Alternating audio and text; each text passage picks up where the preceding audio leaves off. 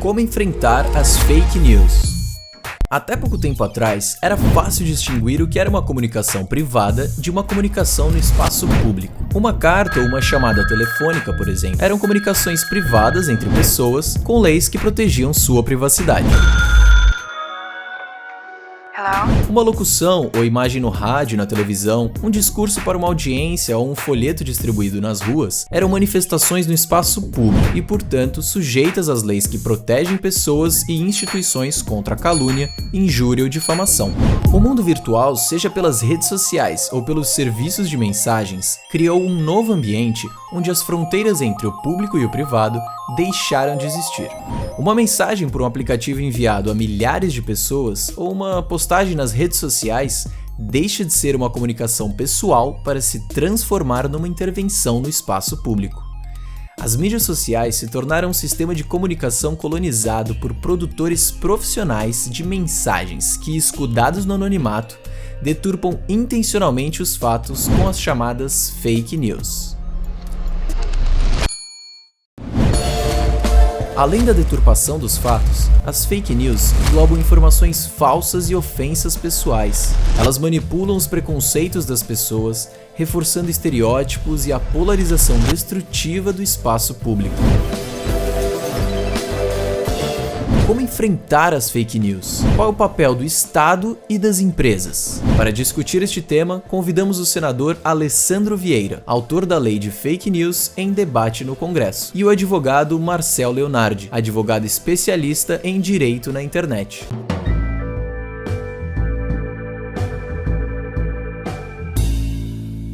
Senador, acho que eu queria então começar aqui a nossa conversa perguntando, né? É realmente necessário ter mais regulação sobre a internet? Alguns entendem como censura. Como o senhor vê isso? Sim, é necessário ter regulação sobre o uso da internet, particularmente em alguns pontos que o nosso marco civil da internet não tocou e que a evolução naturalmente mostrou que era necessário tocar. A responsabilização das plataformas no tocante a desestimular a prática da desinformação, da fake news e a prática de crimes. Porque a gente fala muito de desinformação, fala muito de fake news, mas você também tem o uso das redes sociais para a prática de diversos crimes, notadamente crimes patrimoniais. Então, quando a gente começa essa discussão de regulação, ainda 2019, o foco está em ferramentas que são utilizadas maciçamente por essas quadrilhas, e as que praticam desinformação são tão quadrilhas quanto as outras que roubam dinheiro.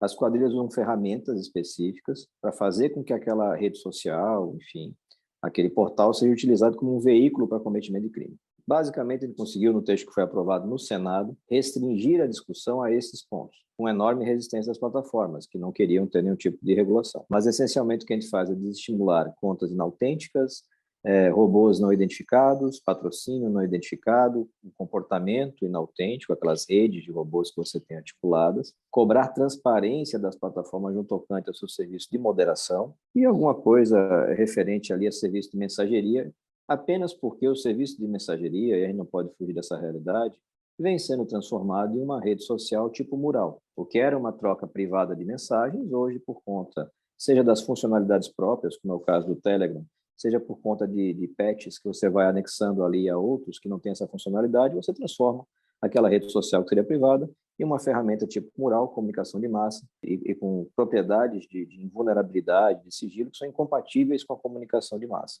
É censura? Bem feito, não é. O texto que nós aprovamos no Senado seguramente não tem nenhum risco de censura, porque não se menciona, não se trata de conteúdo, mas só de ferramentas. Muito bacana, senador, até porque eu lembro muito bem, estando envolvido nos debates sobre o Marco Civil da Internet, o quanto que era justamente isso que a lei na época buscou coibir, ou seja, antes do Marco Civil da Internet era basicamente decisões judiciais a todo tipo de gosto e sabor aí dos ventos que acabavam regulando a internet. Então, eu acho que faz sentido realmente essas propostas irem sendo atualizadas ao longo do tempo, e acho que só posso parabenizar pela iniciativa. Obrigado pelo esclarecimento. E outros instrumentos poderiam ser utilizados para coibir a desinformação e as fake news, além de uma legislação? Eu acho que a legislação traz um bom caminho, mas a gente sempre tem que lembrar o quanto que a legislação consegue influenciar outros pontos de base, além das condutas dessas plataformas mais diretamente relacionadas aí com o assunto. Acho que parte do problema a gente tem na própria educação de base, o povo, de uma maneira geral, conseguir compreender e saber separar o joio do trigo, o que é muito difícil, né? Porque essas plataformas, às vezes, acabam tendo esse apelo de veracidade, né? Aquela brincadeira de, eu vi na internet, logo parece real, né? Então, isso sempre me traz essa preocupação do quanto que a própria legislação pode servir para direcionar essas iniciativas de educação, de jornalismo consciente, de esse tipo de coisa que pode ajudar a população a discernir isso melhor. Agora, só isso, obviamente, não basta, né? A gente está falando de uma educação de longo prazo, é uma coisa que realmente demora, e é até interessante de ver que, às vezes, quem acaba acreditando mais em fake news são pessoas já que há muito tempo saíram aí dos bancos escolares, né? A criançada, os adolescentes, acho que tem um tirocínio aí, uma velocidade de detecção disso muito mais rápida. E, senador, o que eu acredito muito, né, tendo visto e estudado esse tema aí há tantos anos, né, regulação, internet, tendo participado aí desses múltiplos debates, é sempre essa preocupação realmente de atacar os incentivos financeiros que estejam aí por trás de tudo isso. A plataforma, ela pode até querer argumentar que, poxa, mas eu já faço o que é possível, dou mecanismos de transparência, mas o fato é que se existe uma lucratividade acontecendo em cima disso, em todos os cenários você vê esses grandes serviços adotando providências quando isso acontece. Eu me lembro muito bem, alguns anos atrás, quando alguns grandes anunciantes, maiores anunciantes globais, pressionaram as principais plataformas quando o problema não era ainda fake news, mas eram conteúdos assim absolutamente assim horripilantes, né? Desde imagens de terrorismo, cenas de morte ao vivo, aquelas coisas assim bem horríveis. E diversos grandes anunciantes falaram: ou vocês regulam, se autorregulam, aí limpam esse conteúdo das suas plataformas, ou até vocês fazerem isso, nossas campanhas aí literalmente milionárias estão interrompidas. Então, essa abordagem de follow the money, essa ideia de seguir o dinheiro, de fazer esse estrangulamento de um incentivo financeiro, é uma coisa que eu acredito bastante como instrumento de regulação. Sem dúvida. Passa muito por entender a lógica das redes, né? Você não tem como regular ou como legislar alguma coisa que você não entende. Você não consegue compreender quais são os incentivos que existem ali, qual é a lógica do negócio, onde é que está o lucro da própria plataforma e daqueles que interagem através dela. E realmente você tem razão. Desmonetizar é claramente um bom caminho. E aproveitando esse gancho, acho que eu puxo uma pergunta. Eu percebo muito, às vezes, a dificuldade de compreensão de o quão complexo é o trabalho legislativo. E como que, então, você responderia, senador, aos que criticam o projeto de lei, essa iniciativa da sua autoria, e alegam que isso coloca em risco a privacidade, a liberdade de expressão, concentra muitos poderes aí na mão do Estado, essa coisa toda? Ler o projeto é o melhor remédio. A gente visualizou agora, nessa reta final de campanha das plataformas contra a votação na Câmara dos Deputados, algo que foi feito de forma mais velada lá em 2019. Você tinha as próprias plataformas, notadamente a hoje chamada Meta, divulgando vídeos de desinformação sobre o projeto. E vários indivíduos, influencers, estimulados financeiramente ou não pelas plataformas, espalhando desinformação sobre o tema. Acho que essa é a primeira etapa, explicar para as pessoas, né? Explicar para as pessoas que se você não legislar o fato, as situações vão ser reguladas pela justiça. E a justiça não para fazer audiência pública, 1, 2, 3, 60. Esse tema específico foi objeto, seguramente, de mais de 2 centenas de reuniões no Congresso Nacional. Acredito que todos os especialistas, a imensa maioria dos especialistas brasileiros e vários de fora do Brasil foram ouvidos. Todas as plataformas, todas as entidades da sociedade civil organizada foram ouvidas. E se compôs um texto que tenta agregar isso tudo. Na minha visão, democraticamente falando, sempre vai ser uma solução melhor do que uma decisão judicial, especialmente decisões monocráticas, ou seja, que não são submetidas ao colegiado e que podem ter um impacto gigantesco. A suspensão de um serviço do tamanho do WhatsApp, por exemplo, vai impactar a vida de milhões de pessoas que têm ali, de alguma forma, direto ou indiretamente, seu sustento. Então, legislar é muito importante. Entender que legislação é construção de acordo. Eu preciso de maioria para ter uma boa ideia aprovada, eu preciso de maioria para evitar uma má ideia aprovada. E esse jogo é um jogo de composição. Então, a gente tem camadas severas de desinformação estruturadamente empregada contra o projeto. Em 2019, no interior aqui do meu Sergipe, as pessoas recebiam por disparo do WhatsApp vídeos do Olavo de Carvalho, falando mal do senador que estava apresentando aquela proposta, com teorias conspiratórias absolutamente incompatíveis com o texto. Mas não é, e é até triste falar isso, não é uma prerrogativa desses agentes tradicionais de desinformação. A gente teve muita gente séria, qualificada, que deu opiniões no primeiro momento sem ler o texto, baseado na notícia, baseado no comentário. porque em nenhum momento da sua tramitação no Senado esse projeto cuidou de conteúdo. Nenhum momento, nenhum momento. Então, a imensa maioria dos ataques era puramente baseada em desinformação. Estamos tentando censurar o conteúdo. Era o contrário. A gente está tentando regular as ferramentas e garantir para o usuário o direito de exercer sua liberdade de expressão com responsabilidade, identificado, e evitar a moderação direcionada, não transparente das plataformas, que também é um problema. Mas a primeira coisa é muita conversa, muito diálogo, muita tolerância, e as pessoas cada vez mais entenderem a importância desse tipo de legislação. A desinformação mata. Ela não faz só as pessoas votarem mal ou comprar bobagem na internet. Esse projeto é um pedaço de solução.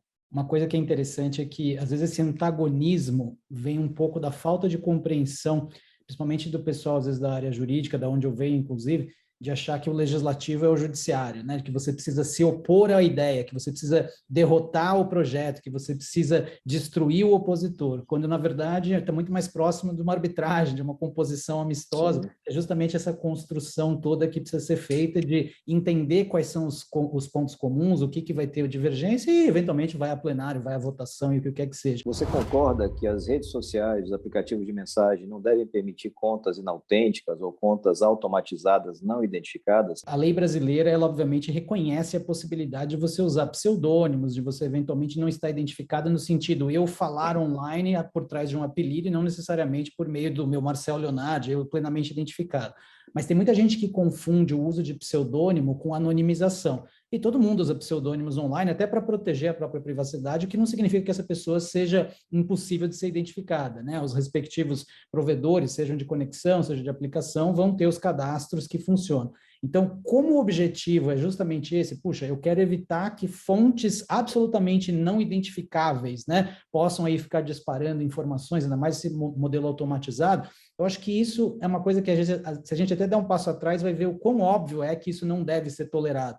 É só olhar as mensagens tradicionais aí de spam, desde o e-mail, hoje nos aplicativos, todo dia chega alguém oferecendo aí incríveis oportunidades de emprego, sabe-se lá da onde, ou contatos de produtos que não existem. E da onde vem isso? Vem de contas automatizadas, que obviamente não tem nenhum tipo de identificação. Então, o cidadão médio meio que já vê isso acontecendo, mas acho que não tem, às vezes, a dimensão do quanto essas ferramentas são utilizadas para, em larguíssima escala, né, disseminar esse tipo de desinformação. E é um pouco aquele mantra, né? Água mole em pedra dura, né? Vai batendo, chega uma hora em que as pessoas começam a acreditar que, poxa, mas não é possível, circulou isso por tantos grupos, olha, eu vi, será que não é? Na dúvida, etc, etc.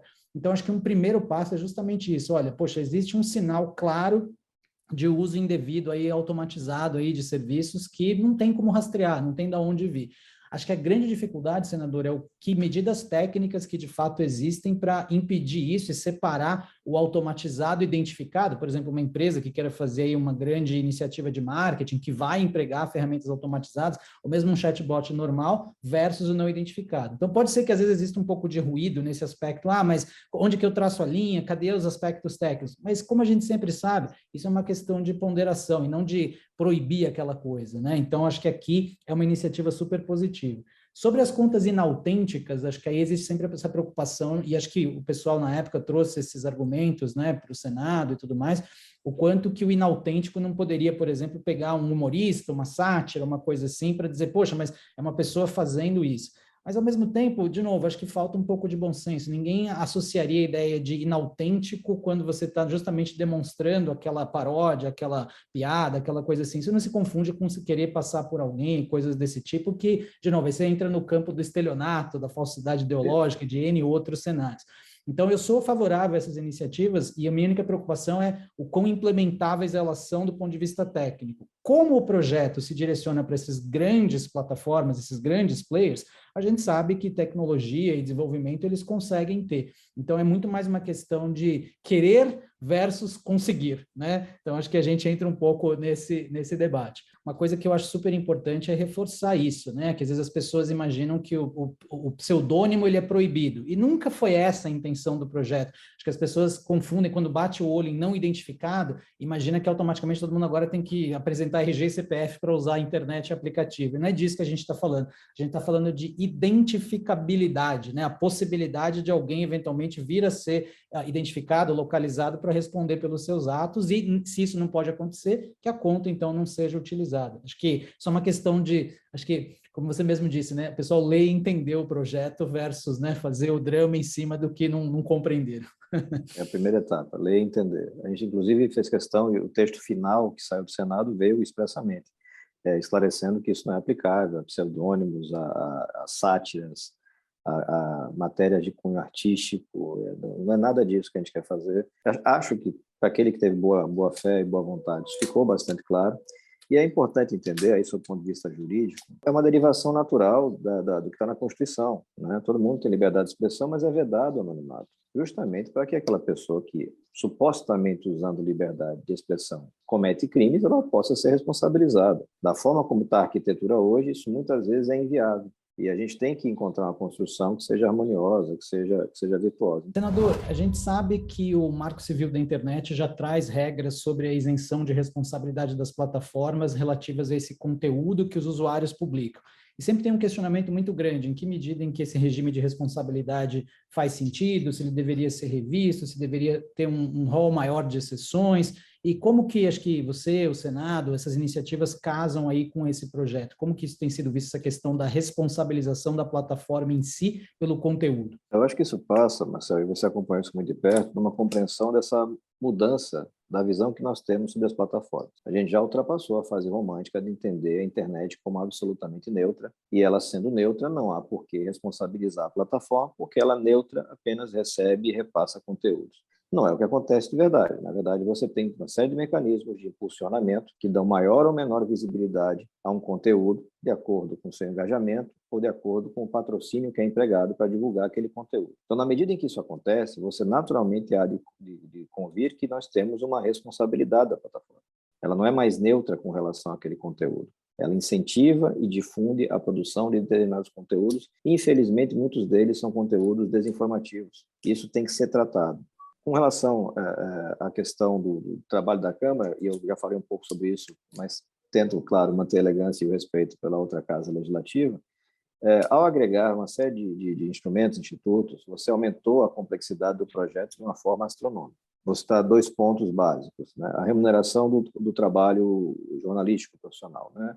É uma discussão que existe no mundo todo, França tentando regular, Austrália tentando regular, mas ela não é tão simples assim como parece, e exige uma discussão maior. Então, seria melhor tratar disso em outro projeto de lei, com a maturação necessária. Um segundo ponto é aquele que trata de perfilhamento, técnicas de microtargeting, né? Você tem ali alguma coisa nesse sentido, e aí você ataca a essência do negócio das plataformas, que é ter dados para fazer publicidade direcionada. A base real do negócio, e onde está todo o dinheiro, é isso. E aí você vai e mete isso num projeto que era contra a desinformação, contra ferramentas de desinformação. Então, começa a criar uma sofisticação muito grande, equiparação com meios de comunicação de massa. Não é tão simples de fazer assim. A intenção do Orlando foi muito boa e ele se dedicou muito, mas eu acho que a gente não tem por que querer matar todos os coelhos com a cajadada só, para usar uma expressão popular, né? A gente tem que fazer a discussão madura. Vai chegar seguramente, para dar um exemplo, um momento em que a gente vai ter que discutir transparência de algoritmo, para que eu possa ter efetivamente garantida a liberdade de expressão de todos, a democracia no uso da rede. Sem um algoritmo transparente é muito difícil de você verificar se isso acontece de fato, porque eu posso dar visibilidade ou não a determinados conteúdos, eu posso derrubar ou não derrubar determinadas contas. Transparência talvez seja um grande remédio. É bem interessante essa abordagem, porque toda a lógica da não responsabilização das plataformas sempre partiu da premissa de que, ao responsabilizar a plataforma, você geraria um incentivo para que elas removessem todo e qualquer conteúdo do ar, e aí poderia censurar a própria manifestação de pensamento dos usuários, mas eu entendi que a partir do momento em que existe um impulsionamento, existe um ganho ali que é uma coisa um pouco mais feita com base numa curadoria, ou se não é, deveria ser, né? Aquela lógica de, poxa, você impulsiona um conteúdo e depois você alega que você nem sabe do que se trata, mas você está impulsionando e ganhando em cima, né? Isso poderia realmente alterar esse equilíbrio. É interessante porque tanto na Europa quanto nos Estados Unidos, que também tem esses regimes de não responsabilização, se discute muito a mesma ideia, ou seja, até que ponto você deixa de ser uma plataforma neutra e certas ações, seja de uma perspectiva de ganho financeiro, seja de outras intervenções no conteúdo, não te aproximam mais de um papel de um editor e aí atrai para si a responsabilidade. Acho que esse é um ponto bastante interessante. E, de fato, né, em relação à ampliação aí do escopo do projeto, vamos colocar assim, acho que isso é uma coisa que a gente vê no dia a dia do Legislativo. Eu lembro bem, né, da minha época de trabalhar diretamente em políticas públicas, o quanto que isso às vezes acontecia, com a melhor das intenções, na maior parte das vezes, né, mas, de fato, acaba atraindo certos temas para o debate que, vamos dizer assim, eles acabam atrasando uma votação ou dificultam uma aprovação mais conjunta, e é bem isso. Às vezes querem pegar o gancho de uma oportunidade, mas aquilo trava o resto do projeto. E acho que não é por aí o caminho. Acho que a gente precisa de uma solução rápida, que foi justamente a ideia aí do projeto original. E aí, pegando esse gancho, senador, queria aproveitar e fazer essa pergunta, né? A gente viu aí esse polêmica mais recente e até um ponto super interessante, porque eu lembro de participar de umas audiências públicas, né, para aperfeiçoamento aí do projeto, e tinha comentado justamente isso, o quanto que a melhoria da cooperação internacional era necessária para alcançar esses agentes fora do Brasil, etc, etc. E hoje a gente está aí com esse cenário, né, com o Supremo Tribunal Federal, que fez aí aquele bloqueio do Telegram, e aí muito questionado pela sociedade civil, pelos acadêmicos, se eles tinham agido corretamente ou não. E aí vem a pergunta, né? Quer dizer, o STF foi no caminho certo, na sua visão? As providências tomadas pelo Telegram, será que estão também satisfazendo aí aquilo que o Supremo pediu? Como que o senhor vê isso? Acho que existe um problema grave na atuação do Supremo nesses últimos 3, 4 anos, que é um problema de forma, né? Você não pode ter decisões tomadas sem nenhum tipo de lastro jurídico, em processos ou procedimentos instaurados também sem as formalidades legais, né? Eu questiono isso desde 2019, no tocante a atuações de alguns ministros, em particular o ministro Alexandre de Moraes. É um problema de forma, um problema jurídico, processual, constitucional. No mérito, você percebe que ele teve o resultado, né? Por anos e anos, o ministro Barroso mandou convites, chamados.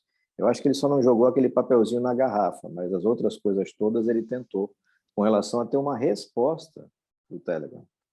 E eles não davam sequer uma resposta. É uma conduta que ele... E assim, quem é um pouco da área entende, tem conhecimento, de que também era a postura das outras plataformas lá antigamente, né? A justiça decidia e ninguém respondia. O WhatsApp dizia que a legislação de regência dela era a lei de Santa Mônica, eu acho. Enfim, uma série de coisas que eles foram deixando de lado. E outras plataformas, e particularmente a mensageria do Telegram, não. E aí o ministro dá uma decisão draconiana e instantaneamente brotam representantes da empresa, compromissos de combate à desinformação, derrubada de rede de desinformação. Então, é um problema você ter que lidar com situações reais com desvios jurídicos. Isso é sempre muito negativo, porque desvio jurídico é um troço que um dia você está concordando e achando bonito, mas ele pode se voltar contra você. Então, acho que existe uma falha grande. Nós apresentamos um projeto, ele chegou a ser, esse ano, apresentamos um novo projeto, muito pequenininho. Ele foi incorporado pelo Orlando no projeto lá na Câmara, que tratava da mensageria e das plataformas em geral, mas cuidava da mensageria, exigindo a representação local. Não faz sentido pedir servidor aqui, aquelas coisas todas, não, mas representação com poderes para responder à justiça é necessário que se tenha. Uma gradação de ações que o Estado pode adotar para ter aquele resultado, advertência, multa, suspensão por períodos progressivos e até o cancelamento, o banimento do serviço. E essas medidas mais graves, todas elas condicionadas à aceitação do órgão judicial colegiado. Então, é um texto de lei muito pequeno, muito singelo, e agora, com esse atraso lá de tramitação, talvez seja interessante colocar esse para andar, para que o juiz possa decidir com base numa legislação. Então, acho que o Supremo Tribunal Federal, no mérito, acerta nessa oportunidade, mas na forma erra demais. E não é a primeira vez, né? Nós temos realmente ministros que vêm adotando uma inventividade, uma criatividade nas suas decisões que é incompatível com o bom direito, é incompatível com a Constituição brasileira. Mas, sem norma, você gera o caos. A gente tem que ter a norma. É interessante de ver como as coisas são cíclicas, né? Em 2008, quando o pessoal não usava tanto as redes sociais de hoje, era tudo muito blog, tudo muito site próprio, aquela coisa toda, teve algo muito parecido, não no âmbito do Supremo, mas no âmbito da Justiça de São Paulo, que determinou o bloqueio daquela plataforma de blogs, o WordPress, que na época todo mundo usava, etc, etc. E foi interessante que meio que a mesma situação cíclica aconteceu, ou seja, a plataforma recebia ordens judiciais traduzidas lá no e-mail deles, não respondia, não entrava em contato, na primeira ordem de bloqueio, aí de repente resolveu tomar providências, etc, etc. E é uma tristeza porque que mensagem isso acaba passando, né? Bloqueios funcionam, né? No contexto de forçar uma empresa estrangeira sem representação local a tomar providências, se é que ela se importa com esse mercado. Se ela não se importa com o mercado brasileiro, daí ela vai ser bloqueada e não vai achar ruim, né? Mas é um ponto interessante porque acho que esses exemplos que vão se repetindo ao longo dos anos mostram como a gente precisa realmente de soluções mais concretas para resolver tudo isso. Muito interessante.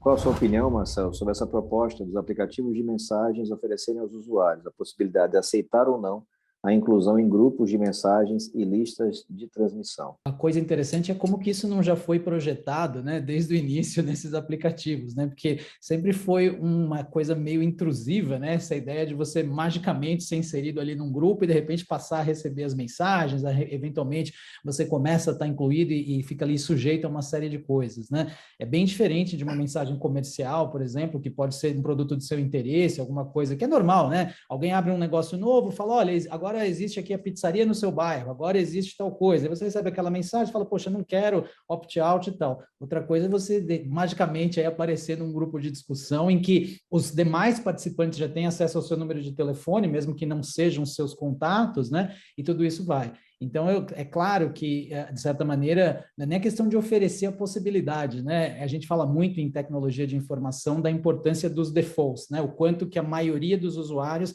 dificilmente altera as configurações padrão, dificilmente mexe ali nos seus sistemas e tal. E no meu modo de ver, assim, a ideia de você ter isso como padrão sempre deveria ter sido, né? E, inclusive, é uma das exigências que passa a existir com a lei de proteção de dados, todo aquele cenário de você respeitar a privacidade desde a concepção, etc, etc.